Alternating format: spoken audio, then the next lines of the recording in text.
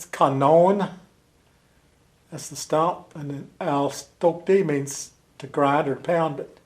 We say al-sto-dokti. That makes it, it does it all the time. So it's actually a pounder or a grinder. Well, this is the pounder or the al-sto-dokti in its raw state. Again, you take all the bark off, and then now the top end is going to be the bigger end because that's all your weight is. The part that goes into the hole is going to be the smaller part. So it's not the big part that goes into the hole; it's the smaller part that pounds into the hole. The big part gives it weight. Yes. In which I tell them, "Sta yi, deja la sta se." That means work hard. Sta yi. That means hard. Deja long sta se. That means you're gonna work. Sta yi, deja la sta se. My name's Victor Wildcat.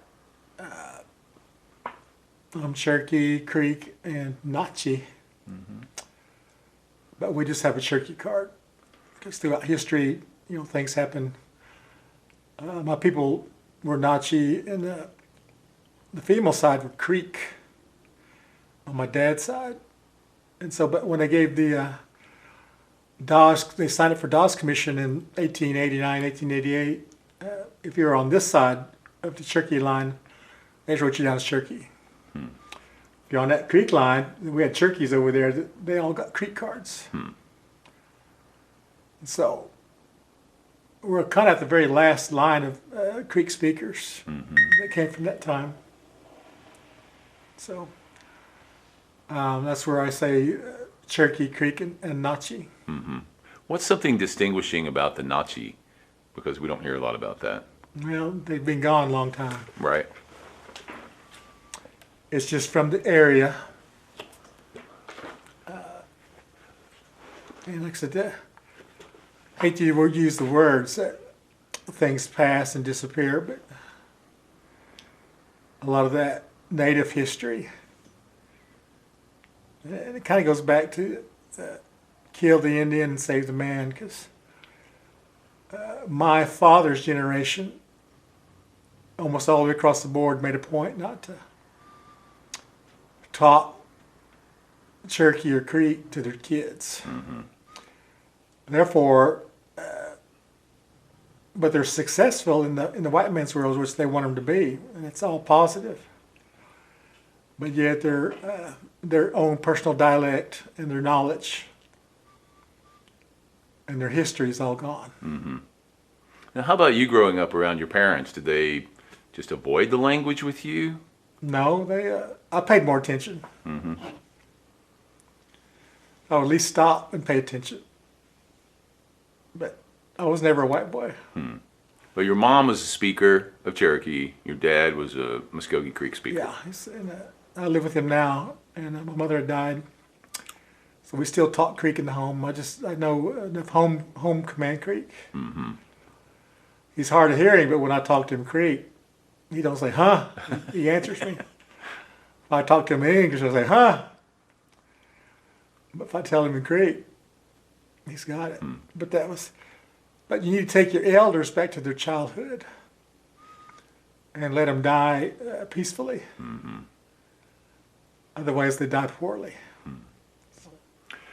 When did you first start being interested in or exposed to a lot of the traditional Cherokee folkways that you know related to nature and making things? I'm not real sure. Well, my people's always had the knowledge, but they would not share. It's like this canon stuff. They all made canons, but they liked Canucci. But, you know, for them to come and share with you, that was out of the question.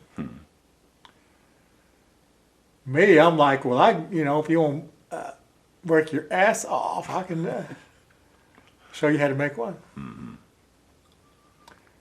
But it's like this young lady who was out here today finishing up her pounder, her alstotokte. I was telling her, you're probably the last canon maker.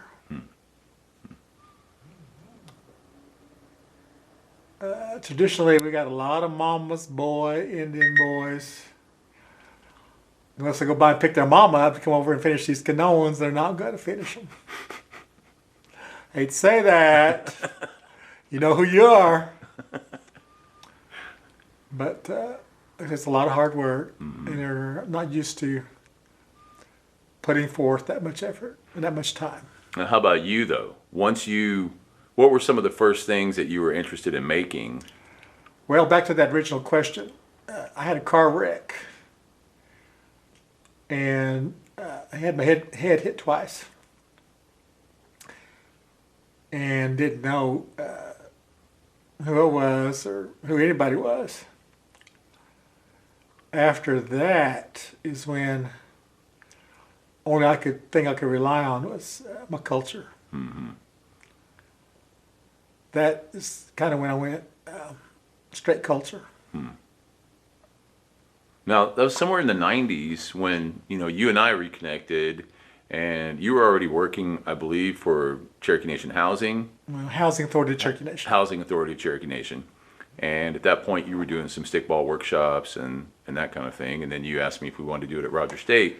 Well, we'd already been doing for 10 or 15 years down here in Cherokee land. Mm-hmm. And the farther north, we have done nothing. Mm-hmm. And so, yeah, I like seen Hugh, which back then I called Howdy Doody, but I got a hold of him and said, hey, we can do something up here. And so we started doing something. I guess we did it for 20 years. Mm-hmm. Now, who started teaching you how to make stickball sticks? Did you go ask somebody? No, I just paid attention. Okay. Just like on the shackle making, you can go after those endeavors, just know that you'll end up on the same road as them. You just have to stay on it. I guess because we don't want somebody over us stating, well, I'm the one that taught you, so I'm the one that can tell you what to do. Mm-hmm. It's kind of where we got to go on our own trails. Mm-hmm. But we end up on the same trail in the end. Mm-hmm. So. Well, what do you think a person who wants to carry traditions forward needs to be? What kind of person do they need to be to carry these things forward? Well, we've had these discussions before, but I always told you that if you've never been given to, it's hard to give. When traditionally we were always real thankful what the Creator gave us, and what the Creator gives us, you pass on. In the white man's world, that's a poor man's thought, because you don't give away what Creator's given. You keep it all for yourselves. You never give it away. You never share it. When in the Indian world, that was one of our ways that we were. You made sure everybody was doing as well as you. Not that you were above everybody. Mm-hmm. So like I said, it's a poor man's thought. And it's unacceptable today. But if you have that, and then you have the strength and the resources, that you can be one that can teach and give away. Talk a little bit about some of the other things that you have learned to make over the years that you think are things people should learn how to make, whether it's the blowguns, the baskets, the balls for the stickball sticks, bows. What do you think is important for people to learn now? Well, of course, I'd say all of it, because of COVID and these social diseases that have really killed a lot of our elders that had the knowledge and were speakers. I've watched, like I said, in our McCoy family, I watched 17 die, and I was just like, whoa, they were all speakers. I was like, whoa, and they're all gone. Mm-hmm. I was like, and of course, all the young ones don't want to be Indian. But they had, because they got the culture, but they don't want to teach or pass it on. Why do you think that's true? Dominant culture too enticing? I think it's the dominant culture. Mm-hmm. And the sub-black culture is too strong. Our kids identify black. Mm-hmm. There's nothing wrong with that. But but again, there's a surge that people want to learn, want to reconnect to,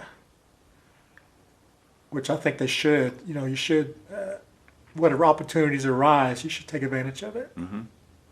Now, you've talked a lot about over the years of being in harmony with nature, not in a kind of hokey, stereotypical sense, but you've talked about how there's a right time to do things. That if you pay close attention to what's happening in nature, it'll teach you things. Will you talk a little bit about that? Traditionally, we do everything during the new moon. Mm-hmm. It's like this hickory, I stress, all our eating utensils are made out of hickory. But now I should say, in my family beliefs, hickory was all our eating utensils made out of hickory. Because you got all these other people that want recognition and want to be the expert, and they'll just say whatever, or they'll say what their people do or whatever. I'm going to use the word whatever, but it doesn't apply. You got other people that are contradicting. Mm-hmm. I can only teach you what I know and how I know it, and I know it's successful. So things are changing fast. Like I said, even today with my age, the people I associate with, we've got some other storytellers that have died and that are dying. Some great cultural artists, arrowhead makers that are so sickly. I mean, they're dying, and I'm just like, we never realized the day would come when then all their knowledge would pass, and they're givers. They would give, and it's all passing. Let's talk a little bit about this Canone, and how'd you first come into contact with it, and what you learned? Again, family-wise, I have to go back to, I can't say all the Cherokees. I got to say my family. They ate Canone. Tell us what that is. They made the Canone, which is the stomp, and the pounder, which we call the word alstokti, means to grind or to pound, but then we add alstotokti, means it does it all the time. I'm going to use just a term out of history, the 1500s. Okay, Canone was a stable. During the harsh winters, the hunters go out. There was no fish, no meat. And the women had always gathered all the nuts, hickory nuts, acorns, walnuts, whatever's out there. But the hickory nuts would gumbo up when they'd pound it, like a softball-sized ball, and it would keep. It would never rot, never mildew. So the hunters would go out and come back with nothing. Well, the women, again, they had white corn, yellow corn. The white corn we'd call hominy. And the way they'd process it, we call it pearl hominy grits. But they would put those two together, and it was a supplement for meat. So they still fed the family. They still fed the clan. They still fed the village. All these women could still feed. So it was a supplement for meat during the hard times. Now, it was a protein source because it's a nut. So that is why it was important in one day in history. To me, Canone is an acquired taste, because what's left of my family, nobody likes Canone but me. I grew up on it. I like it. I like mine thick like gravy. Of course, with diabetics today, you can't make it thick. You got to have it watered down thin. And I never heard about using rice until way later on in life. Why did you want to use rice for? We're not Oriental people. But again, also being Indian, you use what you got. And if that's all you got, then you use it. So, but we always had hominy pearl and tons of hickory nuts. So that was why it was important one day in history to us. Then this young man, well, he's not a young man, but Matt Anderson, who works here at the Spotter Gallery, he's extremely resourceful and very talented. And I told him, I said, hey, Matt, I said, you want to teach a Canone class? He goes, yeah, let's try it. And so that's what the result of this is today. We had, I think, 12 that started out. We had one young man, he tore it up. He finished in a week. But we had modern tools. And so the less people are less stronger, the modern tools help them, but you can only go so deep in this hickory wood. Mm-hmm. So you're supposed to make it 10 inches deep, and they only go about 5 to 7, and then they've got to do it by hand. Well, they don't want to do it by hand, so. Now we're talking about the base. The middle. Of the middle part. Oh, you mean of the actual pounder? No, the middle of the stump. Oh, in the middle of where the hole is in the Where stump. the hole is in Okay. the canone. Now, is that from a stump of a tree? A hickory tree. A hickory tree. That was cut during the new moon. Like I say, we do Okay. everything during the new moon. Mm-hmm. And I guess it's all the sap is down. Mm-hmm. And they took the bark off by hand with a hatchet and a mallet. Because hickory bark's thick, strong, hard. Just nothing else will take it off. Besides, if you're strong enough, use a draw knife. Mm-hmm. Now we do it with a draw knife, but hatchet was just as good and fast for these guys. So take all the bark off, and take all that breakage, all white. Grease it up, and then we start in the middle. Now once you go 1 or 2, 3 inches deep, you burn it. Put all that debris back in there and burn it because that tempers it. Then we keep going deeper and wider, deeper and wider. If you don't temper it, the first it gets to 90-degree day, it's just going to split wide open like you put a wedge and sledge in there. And just crack it open. That's what's going to happen to it. And so that's the purpose of that. That's why a lot of these got burnout holes, which you'll also keep. So it's curing it in a certain way? Yeah. The heat, tempering it. That's what I call it, cured. Same with canoe. If you don't temper that wood, because I had a resource person way up north, and they returned back to their lake people, and they all handmade canoes that are some made out of cedar or whatever they had up there. Now he's a Cherokee boy. He married a girl up there, but I told him, temper it, put all that wood back in there and burn it. If you don't burn it out,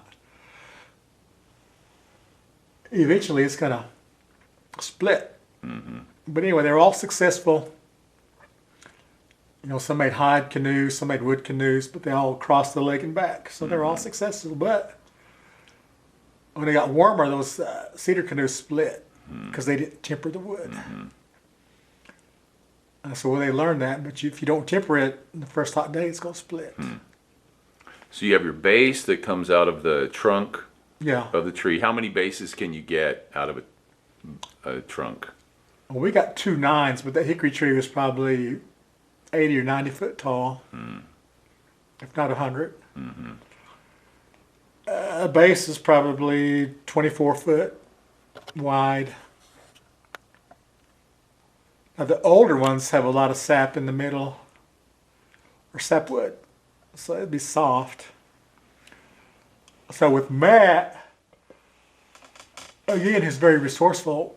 There was one out there that had a hole all the way through it because it was all soft, but we're going to plug it, which was, I call Canone 102. That's where you still save all that work. And again, another thing is you made it out of the same piece of wood. So all the pounders and the canones are all made out of the same tree. Okay. It's like making ball sticks. You made them together out of the same tree. But again, you just keep greasing it up. And traditionally, we use bear grease, but we don't have bear grease today. So you use bacon grease or something? We just use vegetable oil, whatever we got at the moment. So it's hard work. So, I mean, you can sheet a little ways, but you still got to do a lot of draw knocking. Now, is that the case with the pounder? That you have to draw down into it and pull the wood away? Yeah, if you took a shot of all those shavings that are out there. Like this young lady, Kinsey, I was real proud of her because she finished it by hand. And I bet, she had the desire to do it. Which goes back, if you have an opportunity to do this, you need to, to learn anybody's culture, you need to, because it's passing away fast. So. But again, with us, we just know it can be done, and then we'll end up on the same trail. But you got to certain little guidelines. Like I said, the very first canoe I made was really nice, really beautiful. But I never tempered it. But the first 90-degree day, it was in the backyard, you just split wide open. So from that, I learned you better temper them. Mm-hmm. So now Kanachi making is a whole different thing, but this is just that canoe making. Mm-hmm. So you have the base and the pounder. How long would you say it takes somebody to do it that really puts effort toward it? Well, a long time ago, it was about 100 hours because it would take us, half the day more to burn it out. Mm-hmm. Today, with a heat gun, a 700 to 1200 degree heat gun, 35 minutes, that little piece is burnt out. Mm-hmm. So yeah, it's really sped up big time. Hmm. Which for today's society probably is appropriate because people Don't want to work no more than an hour.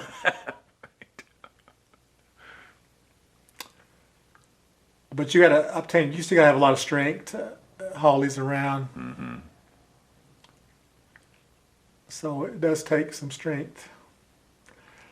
But any of the opportunities, the baskets, because of COVID, we don't push around blowguns Right. or flutes. Mm-hmm. Because people, they can't keep their mouths off any other people's stuff. So we don't go there. Mm-hmm. Even based on stuff like that. Mm-hmm.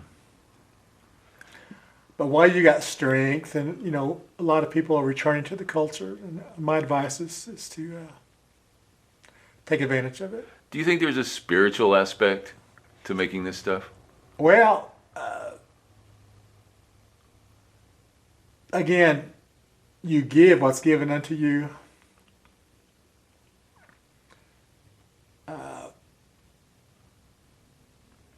Some people's going to charge, but these are going to be worth $1,500 up when they're complete. Mm-hmm. Like I said, hers, of course, once you make and put that much effort, you're not going to sell it. So, but again, all our eating utensils are made out of hickory. Now, how are they carved? Just with a knife, or how do you make an eating utensil out of a piece of hickory? We Well, talk like back a then we spoon. would use a chisel Mm-hmm. and just keep rounding around, and that's why it'd be really sloped. Mm-hmm. Today we have more of a U shape, and our pounders are bigger Mm-hmm. with a kind of more U-shaped on the end of it. Mm-hmm. Let me ask you, you're a longtime educator. How many years did you work at Fort Gibson Public Schools? Well, it's 20 years at Fort Gibson. Mm-hmm. And somewhere else before that, or was that your main gig? I was at Warner for 2 years, and Muscogee, I think, for a year or 2 years. Okay. How do you look back on those years of educating young people? Because you were primarily Indian education. Well, due to the Cherokee Language Bowl and History Bowl, we taught all these dates that might be controversial in today's society. Mm-hmm. And what do you mean, for example? Our local Oklahoma government has passed a ruling, in my terms, to say if it hurts your feelings, then you can't say it. But a lot of our treaties and our native treaties and our rights and our land bases are based on during that time zone that the U.S. government taking our land away from us. Therefore, the treaties came, and these are the remnants of all this. So they want to, I hate to use the word whitewash, but they want to whitewash it all down. Yes, they had no part in the greediness of the time back then, but that doesn't mean we forget it. Mm-hmm. Our families were screwed. Your families were not. Mm-hmm. That's the difference. Even with the other minorities, their families were screwed. Mm-hmm. And that's why we might hold more to it. Mm-hmm. Or done to us. Mm-hmm. So. And why do you think it's important for young people to learn the abuses of the past? Well, again, first of all, these people didn't do it to us. Mm-hmm. Just know your history. Mm-hmm. So we don't repeat it or we don't do it to somebody else, even though a lot of those abuses were done way, as long as mankind's been on this earth, Mm-hmm. there's slavery. Mm-hmm. A stronger group of people would enslave a weaker group of people. And like Great Britain was colonizing and raping, or taking other resources Mm-hmm.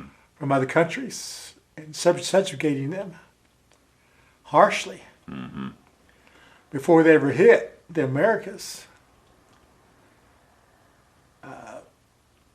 We never hardly look at that history, but this is what they were, the French did it, Spanish did it, all these premier historical countries, powerful countries, were already doing this before they hit the Americas and did this, and they kind of hit because the North American continent was full of Indian tribes from sea to sea. Mm-hmm.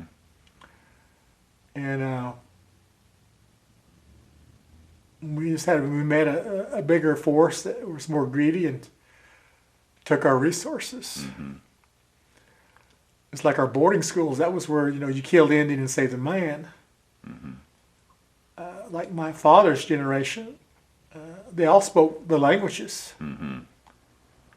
but because of boarding school, they had more desire for their children to become successful in the white man's world. Mm-hmm.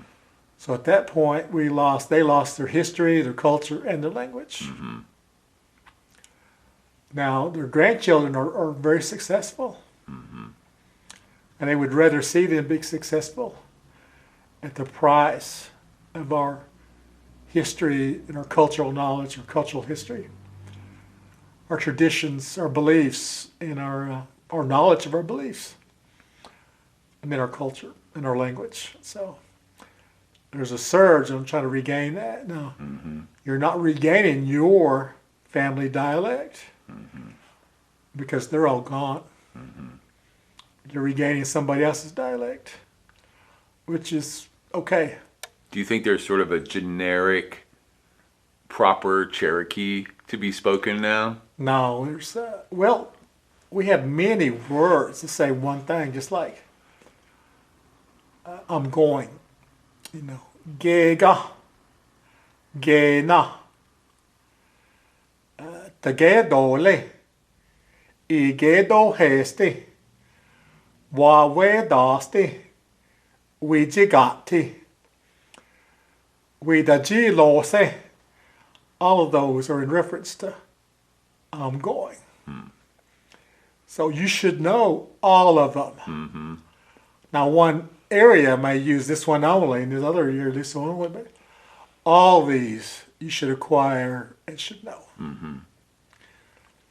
So, yeah, these other community areas are real bad about saying, well, they're wrong. Well, no, they're not. You just need to keep absorbing as much vocabulary as you can. So I have a lot of Cherokee students, and they may run into our Cherokee 1 course. What do you think's the beginning learning point? Is it phrases, or is it the syllabary, or is it the sounds of the syllabary? How does a person get started? All of it. I come from a group of people, we open our mouths. Like, we tagedole, igedo heste. Today, our younger ones mumble, and I'm just kind of like, they understand each other, but I'm like, I don't really understand you all. Because me and my bunch opened our mouths when we talked. Which is okay either way, but for the older ones, like I said, we opened our mouths, and we had certain areas out there that they open their mouths when they talk Cherokee.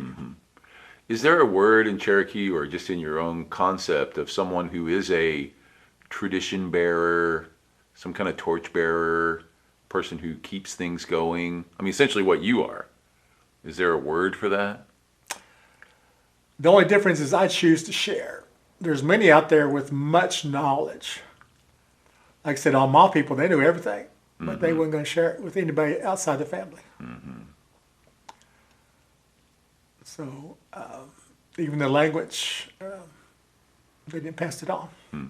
Well, is there a concept for that? A person who retains this knowledge and is willing to share it? Or, I mean, we just come up with an English word of they're a teacher, or they're a sharer, or they're, a cultural torchbearer, something like that. Just a teacher. What's the word for teacher in Cherokee? Dideo Husky. Dideo Husky. But again, things are passing fast. Because I see people, dying because of COVID. And I mean, they had existing Conditions of some conditions, and COVID just Finished them wiped off. them out. And I'm just like, wow, I mean, a lot of history was lost. And speaking of COVID, because it was a very unusual era, I'm not even sure it's over yet, because I just got a message today that 2 of my students got COVID. Not in class, but online students. So why do you think are some of the reasons why COVID hit Native people so hard? That's a good question. We still use or have knowledge of our native plants for respiratory and stuff like that. But it's like I worked in an area that every winter,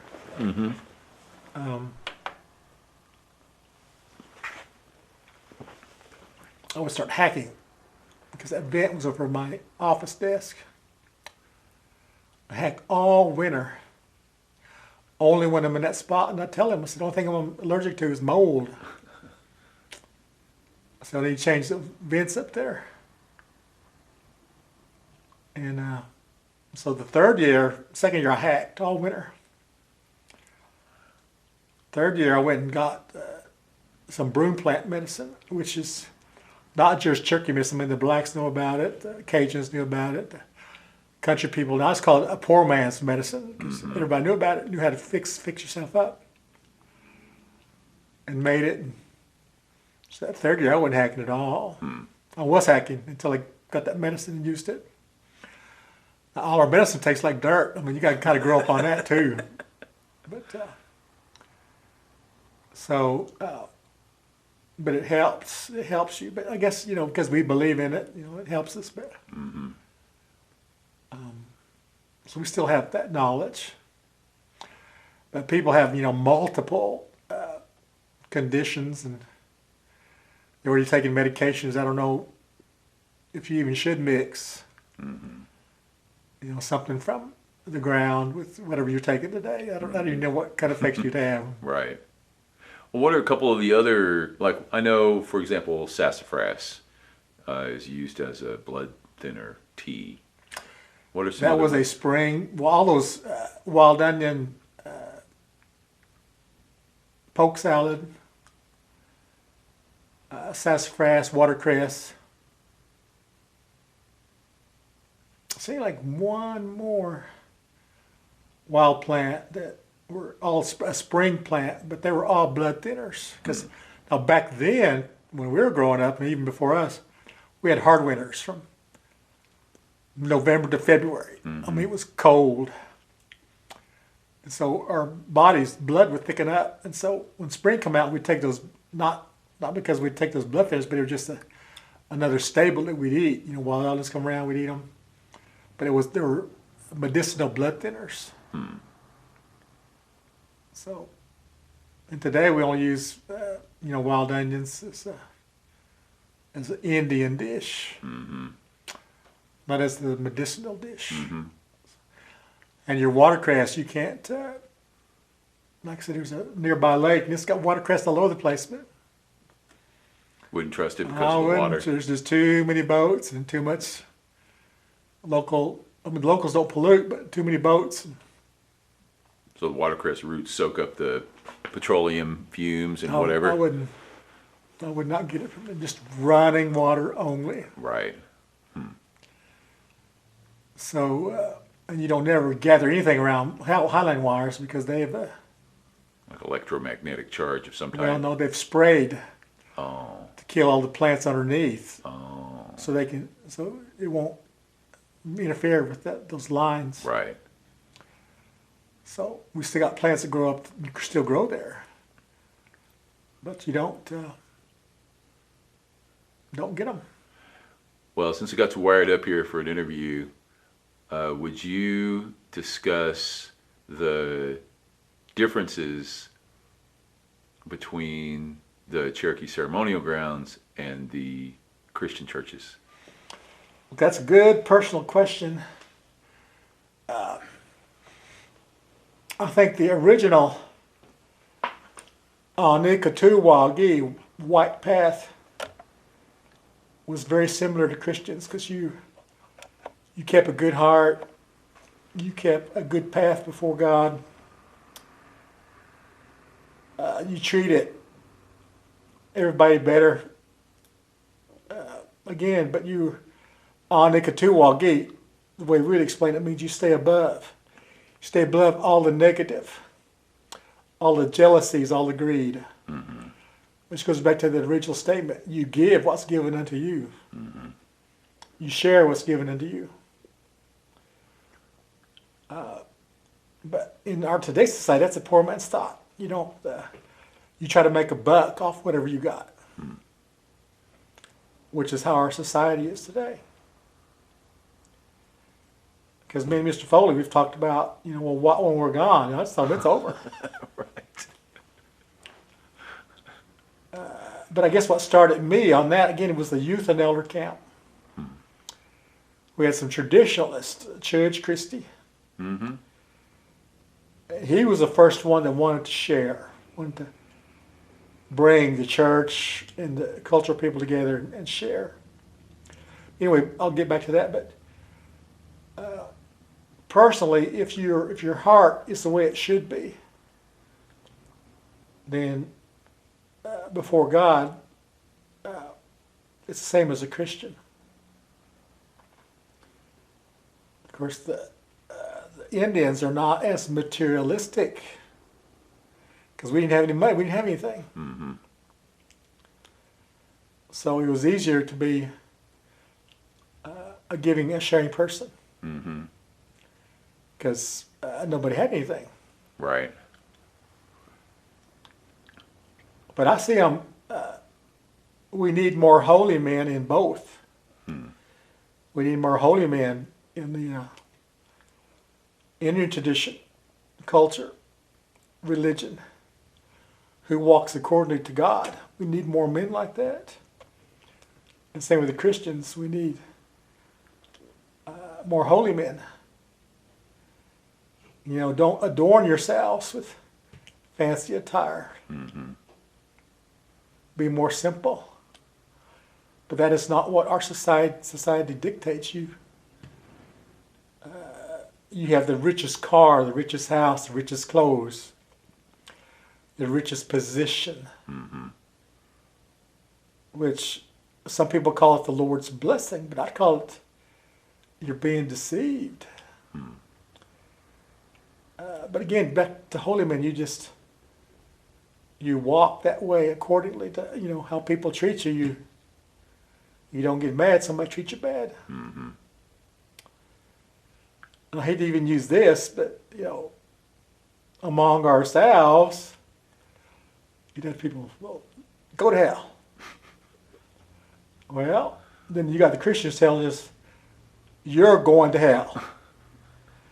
And we're like, well, we don't see any difference between our family over here and you. Mm-hmm.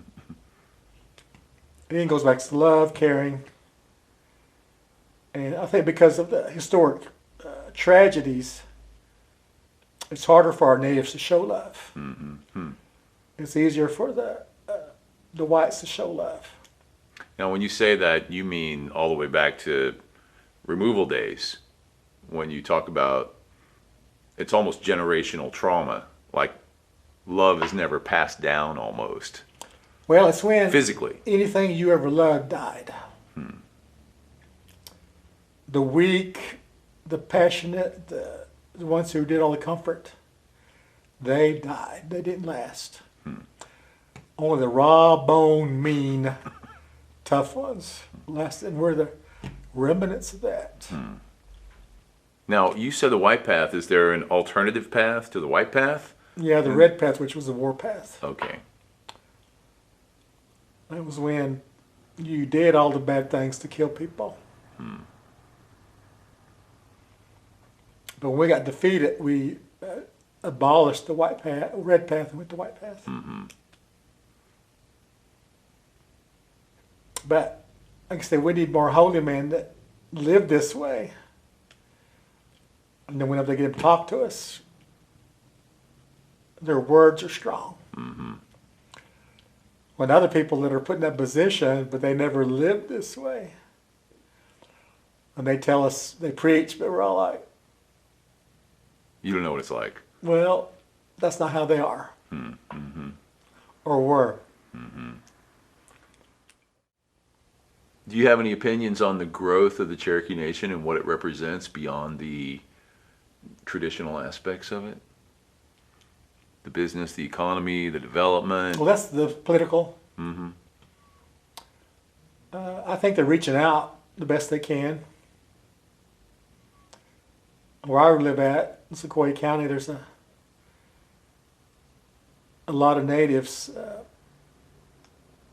that are elders and, on fixed incomes, and they need help because everything's gone up. Eggs are $5 a dozen. But things are going by so fast. Okay, just like eagle feathers for graduation. Even in my lifetime, it's gone from traditional to contemporary. In my family, you only got awarded an eagle feather if you went to war and came back. You were a warrior and you could wear an eagle feather. And so when my daughter graduated bachelor's college, she asked for, I said, no. I said, our family bloodline believes this way. But when she got her master's, she came back. And I said, okay. Because none of us has got a master's. You've gone beyond us. And now she'll get her doctorates. And it's up to that school if they allow her to walk with an eagle feather. Same one from her master's? A different one. And so, but she has earned it right because she's gone beyond what our capabilities are. But kids high school kids that want to wear it, again, Cherokees, but again, it's a family thing. We can only speak for our family. But if that might be the only accomplishment they have, yeah, we're the eagle feather, wear it proudly. But for us, it meant something else. You only go to war and back. But everybody's gone. That whole 2 generations are dead. And the next generation doesn't hold to it. So like I said, this fast, things are passing. Right before our eyes in Yeah. a lot of ways. But the other thing is, an eagle kills. Women are givers of life, not takers of life. So based on that, we would say, and some tribes, like the Creeks, hold to that. A woman shouldn't wear an eagle feather. But that was, again, before women went to war. And they got women warriors now, but that's their business. They like to fight, and I ain't get into it. But so it goes back to family, but things have gone, like I said, from our traditional feast. Not everybody's dead; it's gone, it's over. To contemporary, well, they do it. Why can't I do it? Well, that's what it is now. Well, float your boat, go ahead, because we're not. Our family traditions have passed.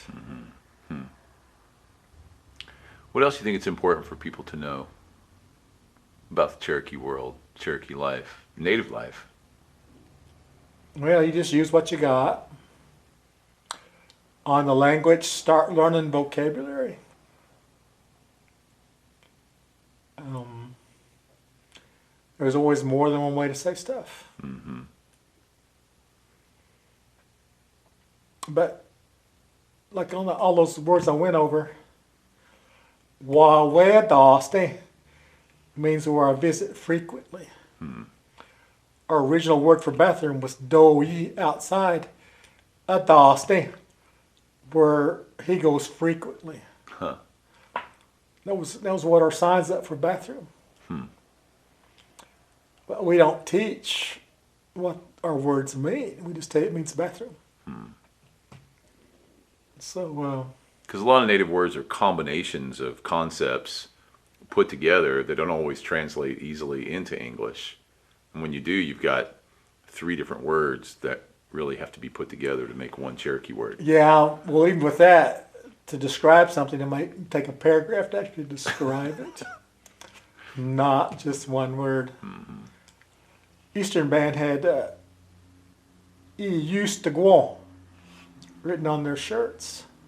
Hmm. And for that, for us here in Tahlequah, it meant whatever. Hmm. But they were wanting to mean whoever. You know, Huh. we'll fight whoever. Huh. I say, well, for that, we'd say "gago na." You know, "E used to go." Whomever. Mm-hmm. We'd have to add more words to make that phrase what we want it to mean, not just one word. So, Right. well, woodland, way out in the boonies and in the dark. You know, so I was telling you, you know, come back or you know, come back and visit and. Dahiluchi, that's another way to come back, but we'd say De Jaccess de One. For us, that means be careful. Watch yourself. Know your strength, your weaknesses. Just, you know, be careful. Mm-hmm. That's what we said a long time ago, but again, all these people are gone. Say that again, the be careful one. De Jack says de One. It's a good one. De Jack says de One. So that would mean, you know, be careful. As with other tribal groups, there doesn't seem to be a goodbye type thing. It's a see you later. What's that in the Cherokee language? Well, they would say "Dona dog go honey," but we never did. It was more generic for us. Oh, huh. But others still use that. But just that "Ihe dola," you know, come back again. Mm-hmm. It's like in Creeks, we'd say "Jihi jatlis," Mm-hmm. "Thalagatschi." Come back. Yeah. Mm-hmm. So again, my mother taught Cherokee. My father spoke Creek, so. Mm-hmm. You know, I tell my dad all the time, "Ahoy, you geese," means you and I, let's go. Mm. But when I tell him that, he don't say, "Huh?" He just nods his head. But in English, I tell him, "Let's go." I say, "Huh?" So, I mean, he's 90. And he's lasted a long time. He's doing better than all of us. He still reads the paper too.